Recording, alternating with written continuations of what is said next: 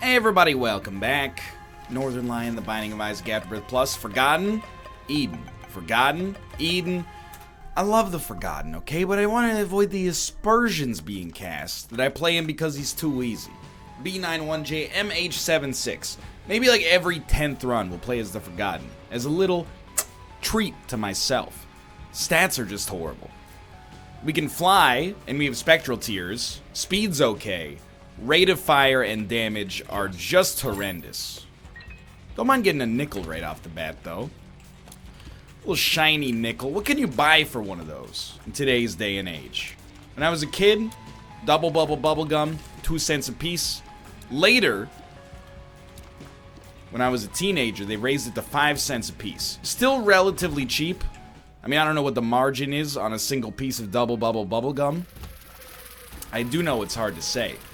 But a little audacious, wouldn't you say, to raise the cost of your good by 250%? I guess, you know, it's hard to go to 3 cents. It's not a number that goes easily into too many things unless you're buying, like, you know, 5 or 10 pieces.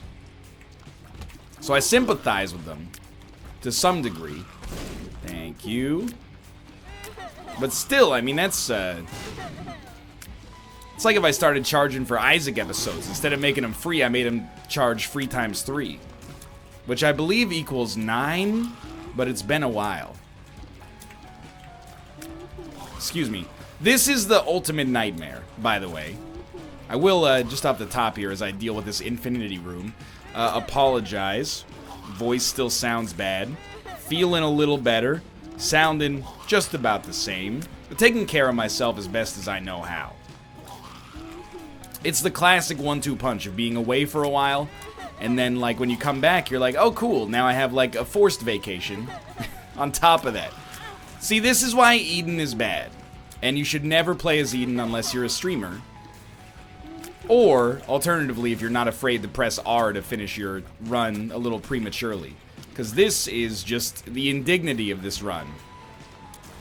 You know, it's not a nice position to be in. At least we got a little bit of our bomb action back. Like, even this is a pretty terrible room. Hey, hey, stop. Hey, back off, please. I don't want to use my last bomb, but I also simultaneously felt like if I didn't use my last bomb, I might have been one-hit KO'd by one of those guys with 1 heart left, so... Whew. Not a good floor. I just bit my cheek. I would say that we need a tears or a damage upgrade, or an orbital would probably be fine. Oh, just get him quick.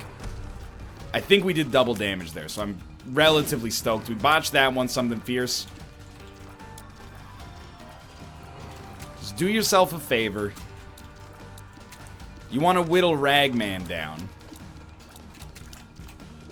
The more damage you can do to the spiders, the better. This is a very cursed first floor. You don't need me to tell you this, I'm assuming, but this is not a good first floor. If you get bad rate of fire and bad damage, you just start being so far behind, you know? And then to get a champion Ragman is a real insult. It's a real slap in the face. By the way, in a perfect world, I think I would choose to only attack Ragman so we could kill the, you know, the virus at its source. However, it's not always plausible.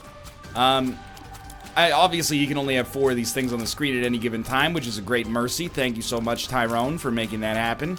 But simultaneously, it's real hard to dodge, as you can see, 4 of these spiders. Simultaneously, we very nearly died right then. Please be dead. Thank you. Each one of them does 1 full heart of damage. It's kind of, you know, it's a little bit of an ask, is all I'm trying to say. We made it through, please God. HP, tears, damage. Not necessarily in that order. Magic Mush. We've earned Magic Mush on this floor. It's tears. I can live with it. Our first tears upgrade, always the most valuable. And here we are.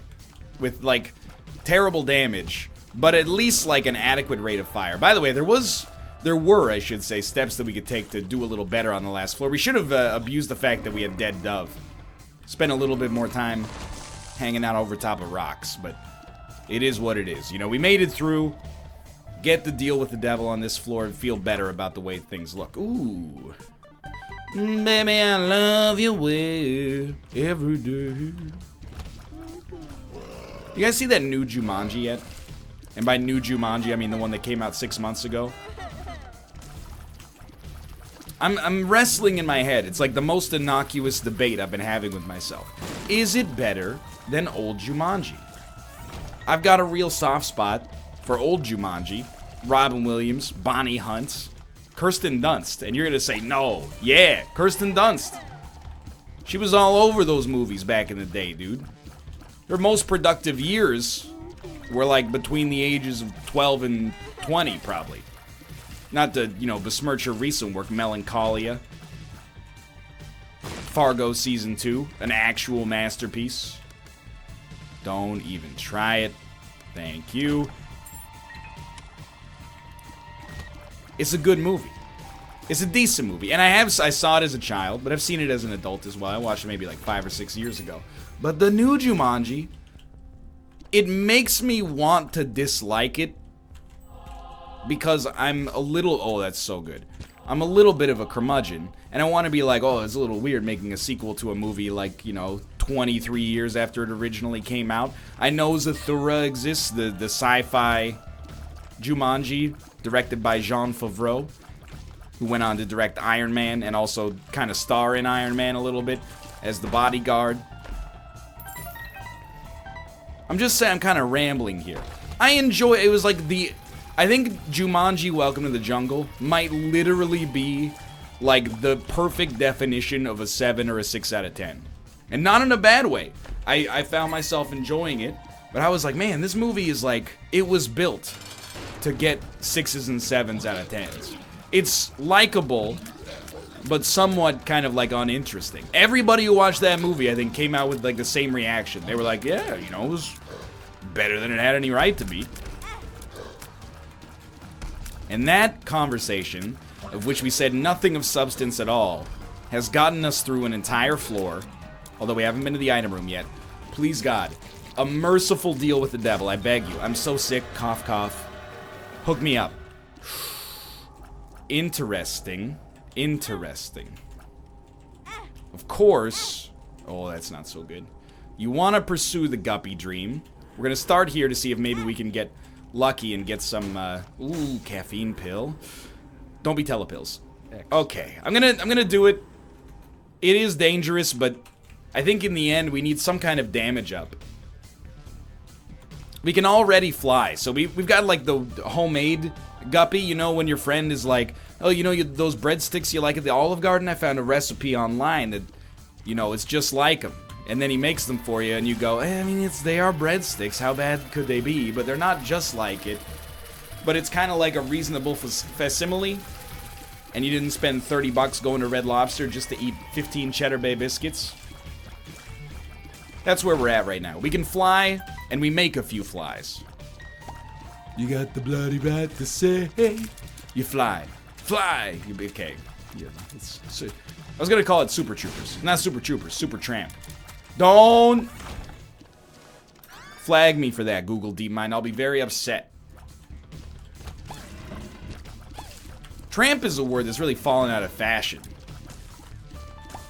Almost exclusively hear it either in the Lady and the Tramp context or in the context of a tattoo on the lower back known as a tramp stamp.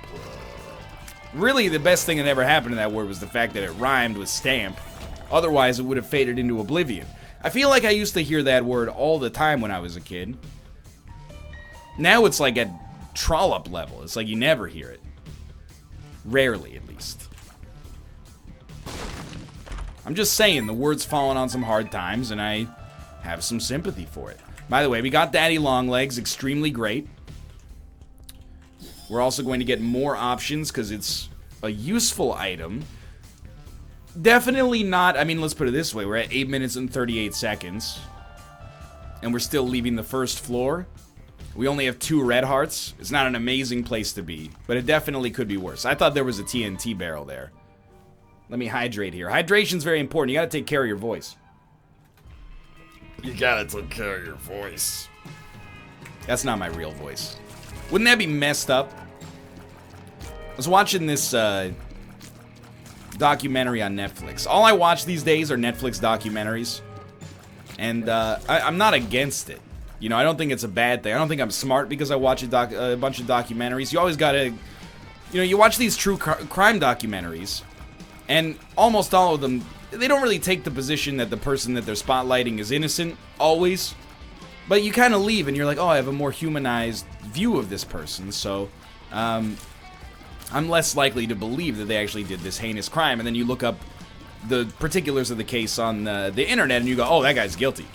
Are you talking about the staircase? Maybe. Are you talking about serial? Maybe. Are you talking about making a murderer? Maybe. Okay, so like you get the gist. You know, you gotta always. There's nothing more annoying to me than when. And when I say there's nothing more annoying, I mean there's like 1,000 things more annoying, but something that is annoying to me doesn't have the same kind of ring to it. You know, you gotta add some hyperbolic statements in there, like a time chamber in Dragon Ball Z. It's annoying when people watch a documentary and they're like, you have to watch this documentary to see the great injustice that's been dealt. And I'm like, okay, I will. But then afterwards, we're going to talk about objectivity and subjectivity and the editorialization of documentary media. Anyway, the point is, I was watching this documentary about that Gawker case against Hulk Hogan. And I was very surprised to find that Hulk Hogan, as Terry Bollea, aka his human avatar, he has the same voice. Like, he wasn't going like, what you gonna do when Hulkamania runs wild on you, Nick Denton? But he was like, he had the same voice. He was like, well, brother, I was real sad. I don't know why, I kind of expected him to talk like SpongeBob SquarePants or something. Like, I've never heard Macho Man Randy Savage have like a normal conversation. But I'm pretty sure when he went to, like, the Waffle House, he wasn't going like, yeah, brother. I can't do the voice right now, but, you know, just imagine Macho Man Randy Savage being like, I'll have the lingonberry pancakes. Imagine he spoke with a little bit more, you know, I don't want to say decorum, but a little bit more reservation. Less bravado. But maybe, I don't know, maybe you live the job. I wouldn't know. I honestly never really sniffed at becoming a professional wrestler in my life. I think the problem is that I'm in too good of shape to be a professional wrestler. Fine, I'll take the Chaos card. If you're gonna pressure me. That's not Chaos, that's Huge Growth. AKA the actor that played Wolverine for 14 years. What's crazy is that 14 years is not an exaggeration, it's actually an understatement. Hey, he was Hugh Jackman, aka Huge Growth, was in X-Men 1 in the year 2000, and he was in Logan in the year 2017. That's 16 years. Playing the same dude with claws coming out of his hands. Can you believe, most people don't know this, Hugh Jackman is actually 82 years old. He's older than Patrick Stewart and Ian McKellen combined, and he still looks, like, I'm not gonna say he looks exactly like he did in his 20s, back in the 1800s, but, like, he's one of those actors where I'm like, this guy might be a vampire. It's the same with Keanu Reeves. You're like, okay, Keanu Reeves, you know, he has aged since The Matrix, but he's aged almost in reverse. Like, it doesn't make any sense. Please. I'm begging you. Don't touch the other one yet. You got lucky once. Get some Speary Hearts. Okay, I can live with it. We weren't supposed to get this deal with the devil anyway. Let's get the heck out of town. I haven't aged in reverse. I think it's the benefit of being bald. It's also the title of my memoir, to star Hugh Jackman when he goes bald at the age of 800. And maybe when he packs on some muscle. I mean, he's been looking a little chubby lately to play yours truly. I actually feel like I would probably be played by, like, Colin Hanks with a shaved head. And they would just make him look like 6 inches shorter. That's roughly who I would be if I were in Hollywood. There's nothing wrong with that. Colin Hanks, he's been in some good stuff. You know what movies he's in? Jumanji, Welcome to the Jungle. Don't believe me? Check the IMDb. Yes, it is Tom Hanks' son. The benefit of shaving your head is that the day you shave, well, it depends. If you got like a full-on George Costanza, the day you shave your head, you're probably going to age in reverse like 10 years. As a 19-year-old with thinning hair, I aged about 11 years up as soon as I shaved, and then I kind of just been stuck there, more or less. I'm not saying I look the same that I did when I was in, you know, university. All I'm saying is that my visage hasn't changed that much to... People don't go like, oh, you're like 60 now. They just go, I get it, you know. You're bald. I don't know, you look like a younger bald guy. It's like Jason Statham. Jason Statham, most people don't know it. You can look it up and, you know, correct me if I'm wrong. He's actually 72 years old. He was born, first off, in the USA. He was born in the UK. He was born on the Concorde jet. It was a long labor. That's how he was able to be two places at once. This would be a really good floor to get. Dark Bum. He's, like I said, 95 years old. You wouldn't know it, though, because once you shave your head, you freeze in time. You kind of age in, like, a Boolean state, you know? You're, like, young bald guy, and then you're old bald guy. Like Mike Ehrmantraut. You go back and for your Vin Diesel, Mike Ehrmantraut. Vin Diesel, Mike Ehrmantraut. Okay, we got a syringe at least. Oh, is that magic mush? It's magic mush. The dream is real. So yeah, I don't know where I'm going with this. I guess what I'm saying is, Hugh, call me up. I need to see Hugh Jackman in more movies. Is The Greatest Showman any good? Because, I tend to be not a huge fan of musicals in most situations. But I know this is going to open myself up to some cinema sins bashing. I really liked La La Land. I thought it was touching. Made me cry like a baby. Let's see what we got. Ooh, The Mark? Spirit of the Night. Not necessary, but also not bad. Okay, I think we've reached a certain level of, like, acumen here. Crying during movies is weird, man. I don't know, as I've gotten older, I've gotten a lot more emotional about everything, right? When I was, and this is not a joke, I probably did not cry from the age of 12 until I was maybe 22. There were like 10 years where I didn't cry. Well, I cried once. It was at the ending to Big Fish. When I saw it in theaters with my mom, I was like 16, and I was fighting back tears because I was like, if you cry, the movie wins. It's a bad attitude to take. Or maybe it's not. Maybe it's a good attitude. The movie wins, but the movie winning is not a bad thing. You know, you paid for it. Well, she did. Even if I did, she did, because it's, you know, my allowance or something. But there was like, you know, probably 10 years where I almost couldn't cry. I had built up like a barrier. Something, I don't know if it's like now that I'm older, you know, I've got something to lose, I got responsibility, people rely on me. You know, it puts a lot of pressure on you. So being able to let down the facade of like, you know, being impenetrable and emotionless is nice. It's freeing. I cry in like every movie now. But luckily, I have such like a hair trigger for it that it happens like halfway through the movie. Okay, more damage, I appreciate. And by the time we get to the end, I can just be like, yeah, it was okay. Still got a little bit of bravado there. I have teared up, embarrassingly.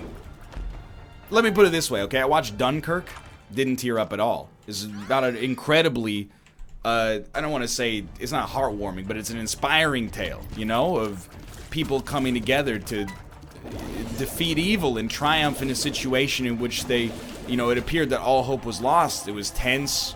It was dramatic. There was a lot of amazing stuff happening. Didn't make me cry. Watched Battle of the Sexes, a movie about a tennis match that happened in real life. I already knew the result, and when the result happened at the end, I was, like, in tears a little bit. Not a ton, but a little bit. And I was like, she's so brave.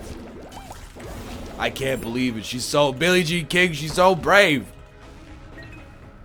Cried like a baby in The Shape of Water. Any sports movie, though. The Shape of Water, by the way, not a sports movie, in case you've been living under a rock or under the sea. Can I do that voice? It's not me trying to do a Jamaican accent. It's me trying to do the voice of the crab from The Little Mermaid. And if I remember correctly, they were in international waters. So I think I should be good, is all I'm saying. Thank you so much for this. It's something, anytime, it's like a caricature, but I'll admit that it's also true. Anytime anyone completes a task in a movie, I'm like, I could bawl instantly. It's just so inspiring. I don't know what's happening. There's gonna come a point where, like, I just won't be able to go to the movies anymore because people are gonna be like, this is embarrassing, man. We don't like to see movies with you. I think it's better this way, though. You know, it's nice to be in touch with your emotions a little bit more. I feel like I get maligned all the time for being emotionless. And that's not the case. I'm not emotionless. What I am is skeptical of easy emotion, which is close. But not quite the same. Whenever something tries to manipulate me into feeling sad, I'm like, has it earned it? And it takes a little while it takes the right situation for a piece of media to earn it. But if something's earned it, I'm like, oh yeah, I'm all in. This day and age, at least. Also, like, if anybody does anything to an animal in a movie, you're out. I'm sorry, like, I'll be bawling quietly in my seat. Oh, it's an XL floor. Because I still don't want anybody to hear me cry. This is the thing, you know, I don't know if you know this. I'm very famous. I'm a public figure. I'm recognized constantly on a daily basis. Can't even go. I'm like basically Sarah Huckabee Sanders. Like when I go out to a restaurant, people are like, I'm sorry, sir, I don't feel comfortable serving you because of the pot plate. And I'm like, you know what? That's fair. I'm not even going to tweet about it because it's just such a common occurrence in today's day and age. It's not even worth bringing up.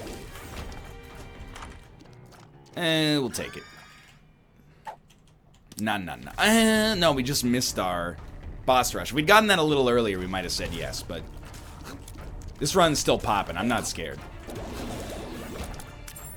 So I don't want to, because people, they make up stories about me, and they're all funny. This is not like, you know, I'm being gaslit on a regular basis, but currently, like, the meme du jour, sure, why not?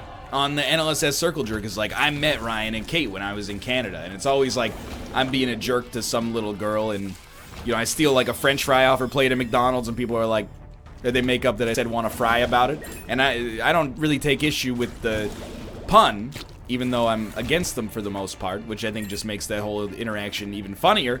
I'm against the idea that what kind of McDonald's have you ever been to in your entire life that has a plate? I've never heard of that before. Even when you dine in, they just give you a tray, but I haven't dined in at McDonald's since I, you know, got a car. I'd rather just eat it alone in my car and be sad that way.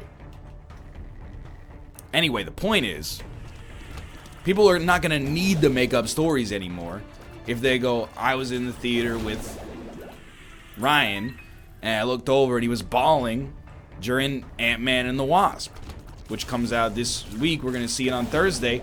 I would almost guarantee I will tear up at some point during that movie. Not just because I'm a Marvel fanboy, at least for the cinematic universe. Sure, why not? But because there will be a moment where it appears that all is lost. And then Paul Rudd is going to be like, oh, I'm going to miss my daughter.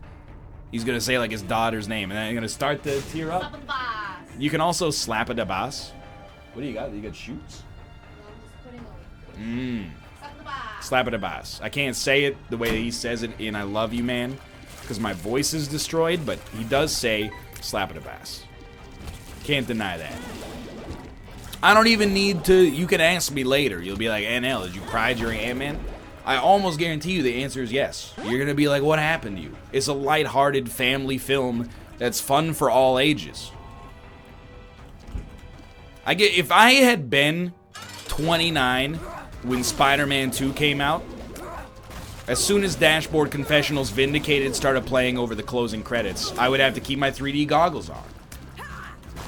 Because I'd be in tears. I'd be a wreck, and I don't understand why. Okay, where are we going here? Anyway, strong men also cry or something. Football. This run is taking its toll on me. It's said goodbye too many times before. It's very good. There's very little about it that I can complain about, which makes commentary hard. I have to admit terrible things about myself, like the fact that I cry during any sports movie ever made.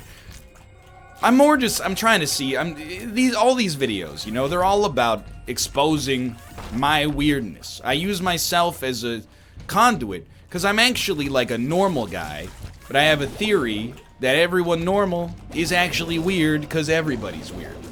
You know, you'll see people on the street and you'll be like, that guy's weird. Like, saw that dude in the grocery store like a year ago. I brought it up, maybe you remember. He literally sniffed like almost every single orange in the orange section of the grocery store to find the right one. He wasn't there for like 3 seconds sniffing oranges. He sniffed like 20 oranges. Is he a dog? Like, how good is his sense of smell? That's a dude where you go, alright, he's weird. He's overtly like, he's out there. But then you see like the normal people who are not sniffing every orange. They're weird too. They're just, you know, they're weird in their own way. And I guess I bring up stuff like this as a way of kind of bringing us all together in our own weirdness. Maybe you're weird like me, maybe you're not. Absolutely, I'll take that. Cambian conception is just not worth the juice ain't worth the squeeze. The orange ain't worth the sniff, if you know what I mean. I will try.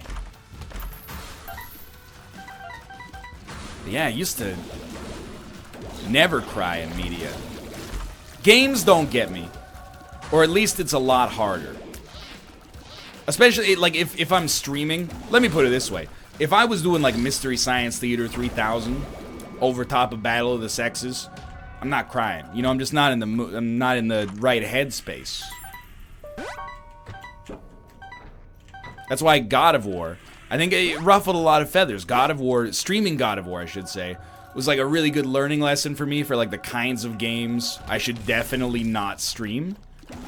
Even though some people liked it, a lot of people, it did bad things for my reputation. People assumed I was a heartless creature because I couldn't overtly relate to the story of this extremely angry man and his son delivering his mother's ashes to Jotunheim, you know? And it's not that I don't relate to the story.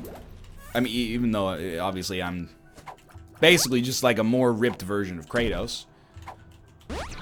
It was more that when you're also cracking jokes and answering questions from the chat all the time, like people, they'd be in chat and be like, is this guy a moron? He's got some kind of brain worm. He can't solve the puzzle. Wow, what an idiot. And then immediately after that, there'd be like a heart-wrenching moment, and they'd be like, why isn't he sad? And I'm like, I can't be sad because I'm angry you called me a dummy. It's too much of a roller coaster of emotions to experience live. But if I'd played it off camera, I don't know, I might have cried. I might have been sad. Just I'm in a different headspace when I'm streaming, you know? What do you think? I mean, our HP's pretty good. I think we should go for it. We got huge growth. Why not give it a try? Now, it's not great because our guppy head is not going to be, like, that good for a long fight, but it is what it is. We will take Pokego. We'll walk into the fire for no reason whatsoever. I do see the Tinted Rock. It's actually worked out okay. The Spirit Heart is most valuable, I think. Maybe, you know, if we're going to go for this fight, we probably should have done Cambian Conception. We'll try Ghost Pepper just for... I mean, Ghost Pepper and Mongo Baby, those are two items I considered fairly close. And I did go Scatter Bombs. You know why I went Scatter Bombs? Because, I mean... You know what Dad's Key does. We've seen it many a time in the past. Just rather take something with a little bit more chutzpah, you know what I mean? So if you haven't cried in a movie in a long time, I don't know. I used to brag about it, I guess. When I was like a teenager, I'd be like, nothing makes me cry. To be honest, I think I'm kind of bragging about it now when I say that everything makes me cry. I don't know if that means that I'm in touch with my emotions or that I'm just a mess, but, you know, I don't have much of a problem crying over, like, sad things anymore. I think it's good. It's less of a repression of emotion. But, you know, I gotta tone it down a little. You can't be crying. I rightfully got made fun of for crying at Black Panther. And it's not even at like a moment of tension. It was just that I can't spoil it for you, but it was just a moment of inspiration where I was like, man, Black Panther's getting a lot of good work done. That's so inspiring. Anyway, I've talked about this for like 20 minutes. So let's not.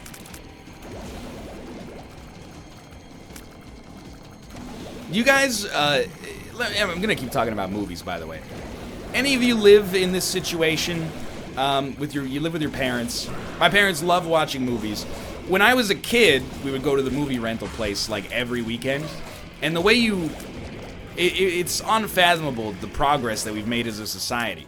You go to your Jumbo Video, you go to your Blockbuster.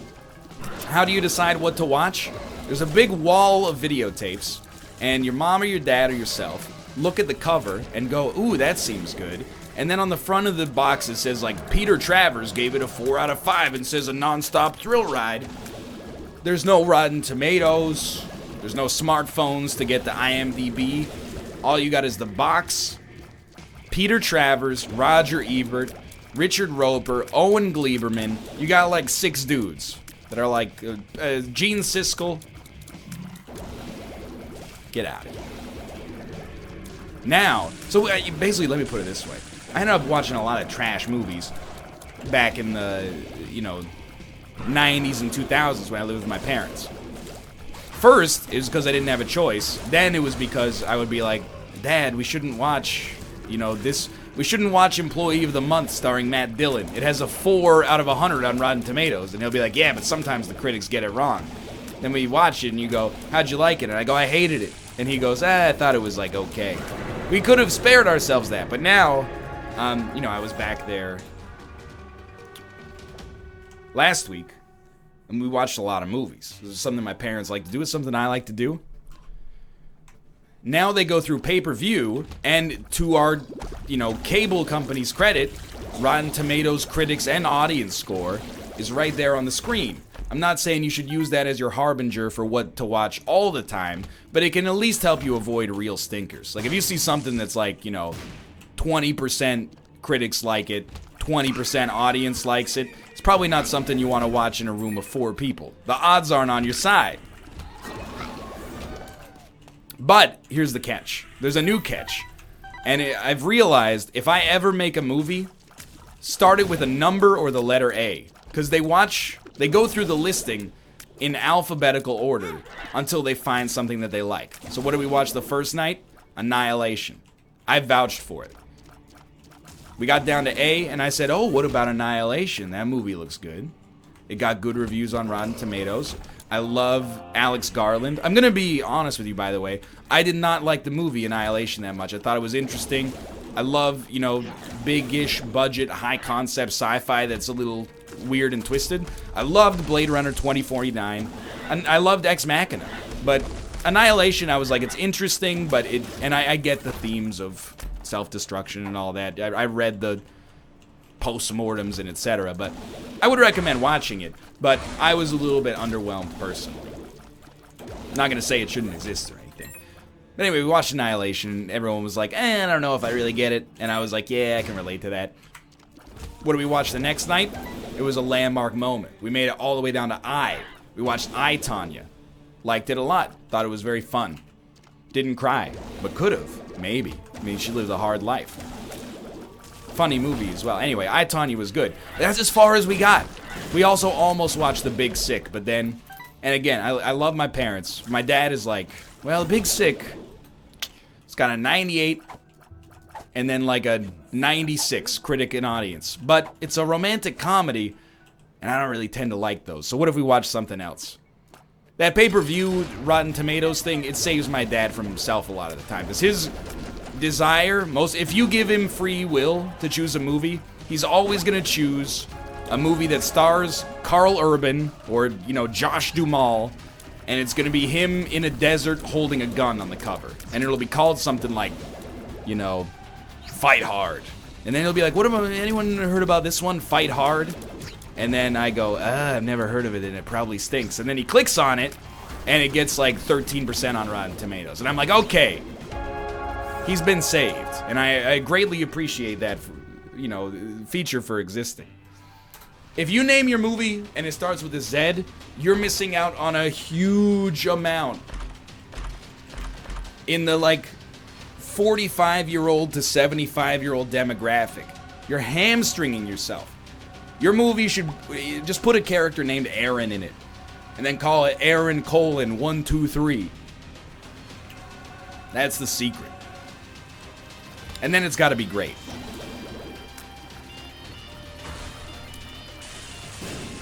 I was like, and the other thing is that it took an old dog can learn new tricks, for sure. And none of this is meant to disparage my parents. It's not like they're bad at choosing movies. They've been doing it for years. And I will admit, occasionally their method is, led to finding some movies with bad reviews that I ended up liking quite a lot. But I don't know if anybody else is living in this situation. If you are, you have my sympathy. End up taking 45 minutes to choose an hour and a half long movie in a lot of circumstances, and that's a little annoying.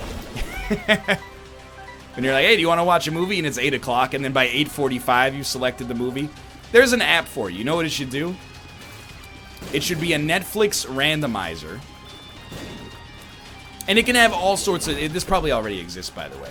It can have all sorts of restrictions for categories and stuff like that, but I will admit I think there's some analysis paralysis you can get when you're like, well, what kind of genre do you want to watch? You just shift the conversation to something different. We go through this all the time, like when me and my wife are figuring out what to get for dinner. She'll be like, what do you want? And now I have a technique, by the way. I say what I want. And sometimes she says yes, instead of trying to guess what she wants. Sometimes she's like, yeah, I want that too. And sometimes she's like, I don't want that. And I'm like, what do you want? And then she says what she wants. It's starting to work out. We're getting telepathically linked on dinner, which I think is one of the greatest signs that you're in a stable and trusting relationship, is when your dinner priorities align 90% of the time. Now, I would like to eat more potatoes, but that's something we can talk about in the performance review at year end. Not quite bookworm yet.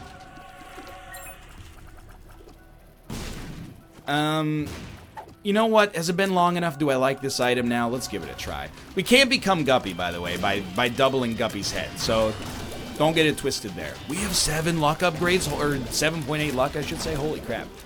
Alright, I tried. But a Netflix randomizer, where you just go, okay, I want to watch... I don't know if you can still find out if things are positively reviewed on Netflix, because now they don't give you star ratings. They just give you, we recommend this for you. People who like what you like tend to enjoy this, but, it takes all of your recommendations that are 80% plus or 90% plus. You hit a button and it goes, okay, Ryan, you're watching the 2017 docu-series The Keepers because you like The Staircase, because you like blah blah. Because I get the same paralysis through analysis when I'm going through Netflix, I'm like, what do I want to watch? Well, I really like talking like a 12-year-old going through puberty. No, I really like, true crime documentaries. But do I really like this true crime documentary, or would I prefer this true crime? It doesn't matter. Just choose. So a friend of mine had a great analogy that is not family friendly. But when you're choking the chicken, he says he highlighted his own hypocrisy in a way that I have found it enduringly hilarious. He's like, I always spend 15 minutes trying to find exactly the right video to finish to, but in the end it doesn't matter at all, because it always ends in the same place. It would be better if there was just the I feel lucky button or something like that. This is way back in the day, That's my metaphor for Netflix. I'm always like, what do I want to watch for 4 minutes before I fall asleep? Nope. Spend 45 minutes figuring it out. Anyway, thanks for watching. I hope you've enjoyed the episode. If you did, click the like button. It helps it a great deal. Of course, subscribe if you want to see more in the future. For now, thanks for watching, and I'll see you next time.